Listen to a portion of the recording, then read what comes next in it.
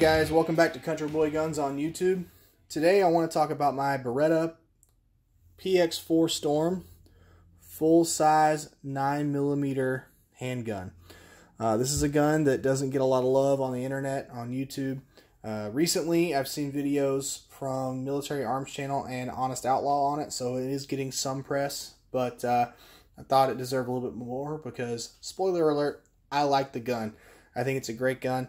And for you hammerfire guys out there, this one's for you. So, first things first, the weapon is unloaded. I did safety check it before the video, so I'm not going to go through the exercise on camera for you guys. Now that that's out of the way, let's start talking some specs. So, standard capacity in a free state on this handgun is 17 plus 1. You can see there, 17 rounds in the magazine, if I can get it to get the lighting just right, in a metal-bodied magazine. However, you can get extended 20-round magazines, so I'll show you what that looks like next to the standard one. A little bit longer, not too bad, and that is in 9mm.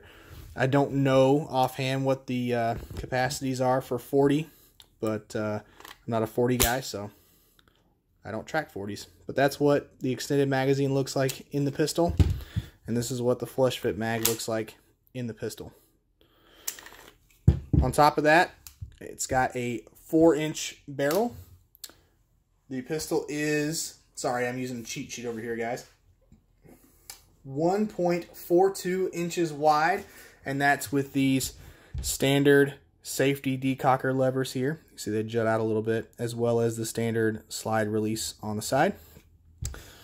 The pistol is 5.51 inches tall and 7.55 inches long. So it's definitely a duty size gun. You can conceal carry this. It wouldn't be a hard thing to do. However, a lot of people don't like to carry guns like this, so this kind of falls more in that duty category.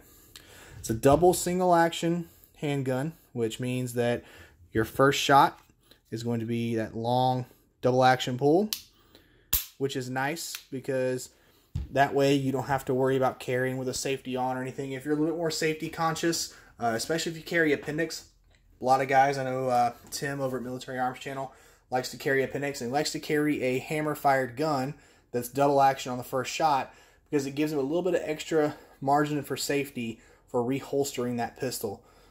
So he can put his thumb on the back of the hammer as it goes into his holster, and if something catches the trigger and starts to pull it, he knows because it starts to move against his thumb. And actually, this is really hard to do.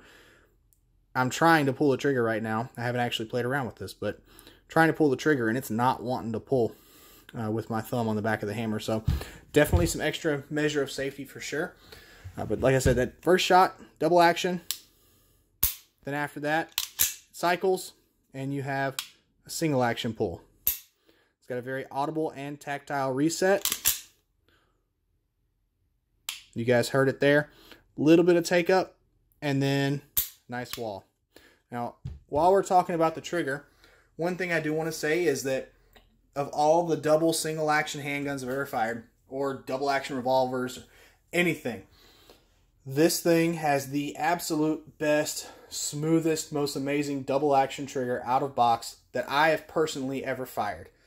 This thing, I don't know what it is. It's like the internals are on glass. I mean, it's just, there's no creep. There's no jerky, you know, oh, that section's lighter than the section before it, and now it's none of that crap. It's just smooth and consistent all the way to the break. The single action, like I said, there's a bit of take up after the reset, but it's almost immediate. Very nice. See if I can find the specs on the trigger pull for you guys. And they're not showing that on their website, but that's okay. I was looking at the Beretta website just to give you guys some of the specs for more of the technical people out there. As I said, full-size handgun. They do have a compact and a subcompact version of this gun. If you guys are interested in seeing reviews on those, I do have those as well. So let me know in the comments below if that's something you'd like to see, and I'll break them out and do a video on them. Fits really nice in the hand. It feels good. It does come with 3 interchangeable back straps. This one is the medium size. That's what comes on the gun. I like that personally. It feels good. The small one just feels a little bit too flat in this section for me. And the large has a beaver tail piece that extends up here and just makes it feel too big for my hands. Again, I wear medium-sized gloves, and the tips of the gloves are just a little bit too long in most gloves for me. So I have slightly short fingers for my hand size. But this gun feels great in the hand. I've carried this gun a lot. This used to be my primary carry on my belt outside the waistband, and I've never had any issues with it. One funky thing about the gun that's a little bit different, you know, most of your guns, your Glocks and such, are the Browning tilting barrel action, such as this Glock 26 here. You see how the barrel is tilted up from the frame because of the way that system is designed. The barrel tips down under recoil. The Beretta, or at least the Px4, doesn't do that. If you watch the barrel here in the ejection port, as I pull the slide rearward, you see it rotates there. Just that little bit of rotation is the actual lockup for this gun. So that's what keeps it locked in battery as the round detonates and fires, and then the projectile exits the barrel before it starts to cycle rearward. And if you notice, it's straight in line versus tilted up. Here, I'll lock it open and show you guys, so I'm not sitting there holding it. It's not tilted up like the Glock or a Browning style action is. And that rotation is said to take some of the recoil out of the gun, so you don't feel as much recoil. My personal experience, again, shooting Glocks, 1911s, Beretta 92s, the Px4s, all sorts of other guns. I don't even know how many other models I've shot. This thing does seem to have less perceived recoil than other guns, even polymer frame guns, or particularly polymer frame guns, I'm sorry, in its class, in its size category. Whether that's due to the recoil spring or the rotating barrel or both, I don't know. I'm not an engineer, but I would guess that some of that energy being directed into a rotational force rather than a tilting force does in fact have something to do with the lessened felt recoil. Now, 9mm full-size handgun, not going to kick a lot anyway, but that lower recoil and more straight shooting bore axis means faster follow-up shots. And as I've said before, a handgun, in my opinion, this is just my thoughts, is only a weapon to fight to a rifle or a shotgun. It's what we have most of the time when we carry. Most of us aren't walking around with ARs strapped to our backs or to our chest. But, so it's better than nothing. But for me, it's still something that I'm going to use until I can get a hold of a rifle or a shotgun. And then if there's still a threat at that point, then I'm taking the rifle or the shotgun, and you guys can just do pistol if you want. That's cool. If you're John Wick, you only need a pistol. But for me, I like a rifle. Anyway, off that soapbox. Other features of the gun, it does have an ambidextrous safety / decocker. So when the hammer is in the single action position, say after you shoot, you're at the range running drills or something, or if you use this for self-defense, you've fired enough to put the threat down, in order to reholster the gun and make it less likely to accidentally be fired, you can drop the safety and it will decock the hammers. This particular model, that is supposed to be a safety. However, there's a site out there with some really good instructions. I couldn't find them on YouTube, but there's some really good instructions out there to show you guys, if you're interested in just a decocker only, like this one has, how to do that conversion. Basically, you go in, you take your slide apart, there's a small ball bearing and spring that you remove from the gun, and then you put it all back together, and that ball bearing is actually what keeps the safety lever in the down position, sort of like this 92A1 here that I have. So the safety goes up, and then when you put the safety on, it stays in the down position. I fixed that on this gun because I prefer a decocker only on a double action handgun. For me, a safety is more likely to be on when I don't want it to be. So I just went simple with it, but I still kept the functionality of the decocker. You can buy a decocker only model of this handgun. We'll talk a little bit more about some of the other options when I get to accessories, but that's something out there for you guys. But if you're more the safety guy, you like to carry a gun with a safety on it. I'm not here to tell you that that's not the right answer. That's not the right answer for me, but it may be for you, so you can get it either way. You can have your cake and eat it too. It has a reversible magazine release, so you can swap this out, and there's instructions in the manual on how to do that, so that you can release it if you're a left-handed guy with your left thumb. It has a polymer trigger, which I'm not a huge fan of. Personally, there is a little bit of flex there. I'll see if I can show you guys. So if I hold the hammer down and pull, see it flexes a little bit.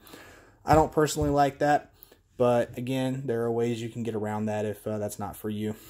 Fairly generous trigger guard. I have tried this in dry fire with some winter gloves on, and I'll tell you, it's not necessarily the best trigger guard for that, but it will work. You can get a glove finger in there unless you have huge sausages for fingers, and then you may have some trouble. Has an accessory rail on the front that has one slot, and I'm running a TLR1 HL on that, as I have been on a few other guns I've reviewed. 3-dot metal sights. They're just white dots. They are not tritium, not night sights. And a one-sided only slide release lever. So if you notice, it's not present on this side, and this is not uncommon, especially considering when this gun came out. I believe it came out sometime in the early 2010-ishes, 2010, 2011, somewhere in that time frame. I bought it in either 2011 or 2012, and there weren't a whole lot of companies doing ambidextrous everything at the time. So you lefties are used to that. You know the index finger trick, or you just come over the top and slingshot it for a reload. So that's not going to be a huge deal for you lefties. However, for those of you that are looking at more modern guns that do have that feature, like the FN509 or the Springfield M&P, some of those guns that have the full ambidextrous capabilities where you can swap a mag release or it just comes with it, usable on both sides, you may want to go with an option like that. It just depends on what you're used to, what you've trained with, and what you prefer. The mag well is funneled just a little bit. I don't know if you guys can see that or not. It's not a crazy funneling by any means. I mean, it's not even really showing up on the camera, but it is there, and it does help a little bit with reloads. It has this nice little beaver tail here coming up in the back, so even if you've got pretty meaty hands, there's not a lot of likelihood of slide bite. So if that's a problem for you with other guns like a Glock, I know I get slide bite from a Glock sometimes. I've never had it with this pistol, and I'm sure somebody out there has, but it's less likely just because of that extra protection and clearance there.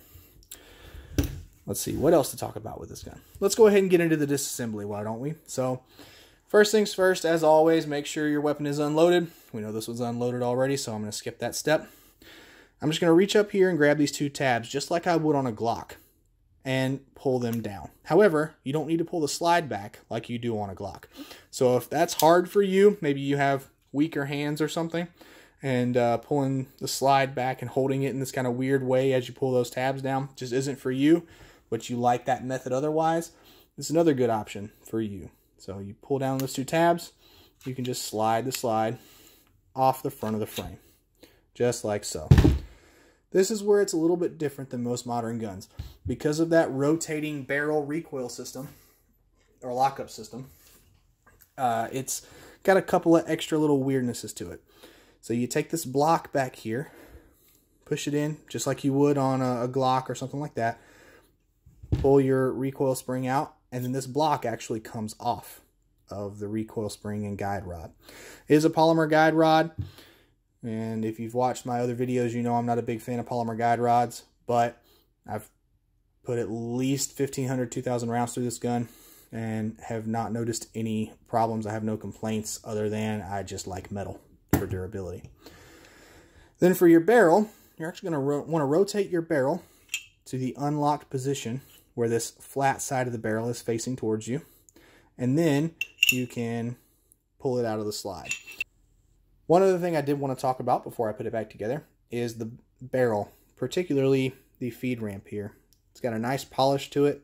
Like I said, I've put a lot of rounds through this, but it's been polished like this ever since I got it, as far as I can remember. And again, This is an older gun. They may have made some changes, but that helps a lot with feeding. I've never had any feeding issues with this gun. Failures to feed, failures to extract, anything like that I can remember. So, but I do like that feature. I like a nicely polished feed ramp on a barrel. I don't know why, it's just me. But in my mind, that shows a little bit more attention to detail, a little bit more craftsmanship. So now for putting it back together, take your slide, face the bullet exit hole towards you, face the bullet exit hole of the barrel towards you, and drop those two holes in at the same time with this cam track facing upwards. Push it down into the pistol and then rotate it into lockup. So as I said before, that flat side facing you from the side, that's not locked, that's unlocked. Rotate it down where you can sort of see the serial number a little bit, and that is locked. From there, set that down. Take your recoil spring and your, I don't know, cam block here. I'm not sure what this part's actually called. Put the front end of the recoil spring into its little hole in the slide. And then you want to grab this block, compress the spring a little bit, and push it down. It locks into place very nicely. Not going to come apart on you. But at first you're like, I'm not sure if I put that in the right spot or not, because there's no shelf, if you will, like on a standard Glock barrel or something for the recoil spring to sit against. But it's locked in there. That's correct. That's the way it's put back together. Then you just take your slide and your frame, line up the rails. If I can do this behind the camera. Everything's harder behind the camera, guys. If you've never done it, it's not as easy as it should be. Now, one thing I want to point out is this little lever here. I'll be honest with you guys, I have no idea what that little silver lever there does. However, what it does to me, if I'm not paying attention, is cause me a little bit of a headache. That little lever, sorry guys, I don't know if I'm coming down with something or what, I've got the sniffles a little bit. That little lever, if it's popped up, will get in the way and prevent you from putting the slide back on. So all you got to do is push that lever down, make sure it's down before you slide the slide back on. Make sure you're not hitting your ejector or anything. And then rack the slide.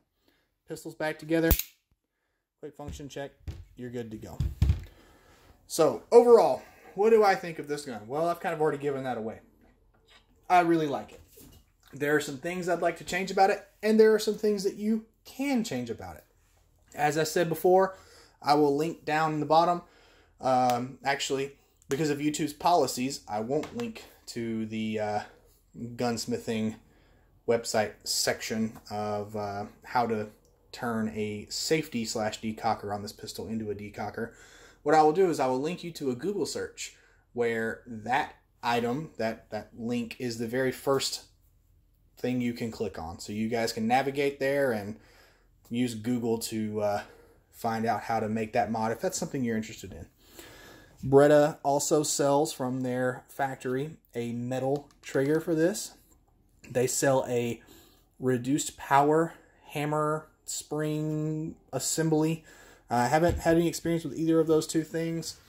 I do like the idea of the metal trigger. However, this trigger for me in double action is light enough and, more importantly, smooth enough that I don't feel the need to upgrade the springs and the hammer and all that stuff. But it's an option, especially if you wanted to use this gun to compete. You can get a different hammer, I believe, for this gun from Beretta. You can get night sights. I know Trigicon makes some 3-dot night sights for this pistol. You can get low profile safety / decocker levers that don't jut out as much. They're just kind of flush with the side of the frame. So if you, especially if you wanted to use this just as a decocker, or if you're carrying this thing and those are poking into your sides, you can get replacements for those that won't stick out as much. You can get different size magazine releases. I believe this is the small size that comes with it. I'm not sure about that. Haven't seen the other ones, but you can get a small, medium, and large magazine release button. And I believe they come in a pack, actually, so you get all three if you order one of the packs, and you can just figure out what you like more. You can also get a low profile slide release, so it's a little bit flatter and closer to the frame. Doesn't stick out quite as much as the standard one. Obviously, lights, lasers, holsters, magazines, all those good things. So that's all I have to say about the gun. I really like it. It is one of my personal defensive guns. I like to keep this in a jacket that I have set up for concealed carry with a hybrid holster that's Velcro backed on a Velcro panel inside this jacket when I'm carrying in the winter. Where I live right now, the winters are pretty cold. It can get down to -40 or colder in the winter Fahrenheit. That's ambient temperature, not considering wind chill.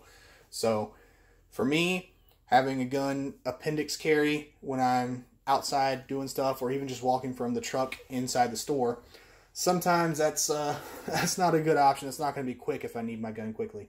So I carry this thing in that jacket just so I have something a bit quicker to get to. Great gun. I highly recommend it, especially if you're a double action kind of guy. This you should give this a try for sure. So if you guys have any questions, if there's anything that you think I did well or could have done better, please post all that stuff down in the comments below. If you want to see a review of this thing's little brother and little brother, let me know that as well. Or if there's anything else you guys would like to see on the channel. Thanks for watching. Really appreciate it, guys. Hit that subscribe and like button. Share the video with your friends. Roll Tide. And until next time, I'll talk to you guys later.